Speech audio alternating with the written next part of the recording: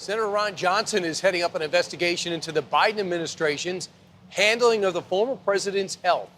This is happening as more Biden book excerpts shed light on the lengths the Biden campaign went to protect him. Peter Doocy is live at the White House with more. Good morning, Peter. Good morning. The quiet but powerful group of former Biden White House senior advisors have some explaining to do to the Senate, where Ron Johnson says, I just sent letters to former Joe Biden cabinet members requesting that they appear before my subcommittee for an interview about Biden's cognitive capabilities during his presidency. Will these individuals finally tell the truth, or will they double down on their lies? That's as we learn that Biden campaign aides staged a fake town hall to cut campaign ads, but they couldn't use any of the footage. This is why, according to the book Original Sin, the campaign was trying to make it look like the president was out there taking off-the-cuff questions from voters in public, but the event was closed to reporters. Some said the problem was that the advance team had failed and the gym's lighting was terrible.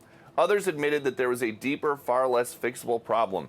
Biden and Biden's staff also tried to intimidate reporters who were curious about the president's acuity. From that same book, the message from the White House was clear. This reporter believed if she went forward with the story from anonymous aides, the White House would aggressively dispute it on the record and portray her as a liar.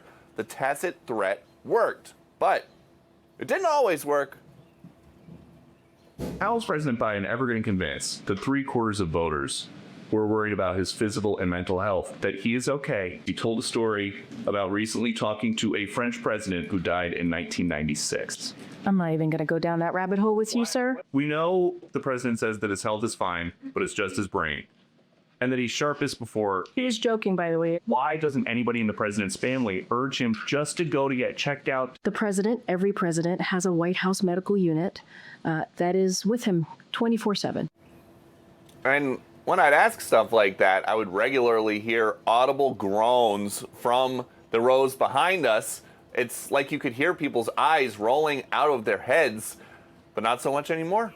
Not sure what changed. Hey, Peter, when the former cabinet under Joe Biden gets those letters, do they have to go and appear when they're being requested to speak in front of a committee? It's going to be something where they will have to have their lawyers iron out an agreement with the subcommittee. So they haven't been subpoenaed yet. So this is going to be the initial stage where they can voluntarily go in, and Ron Johnson and the other senators with jurisdiction are going to have to figure out if they actually want to compel them to testify, to force them to come in. Got it. Thank you. I'm Steve Doocy. I'm Brian Kilmeade. And I'm Ainsley Earhart. And click here to subscribe to the Fox News YouTube page to catch our hottest interviews and most compelling analysis.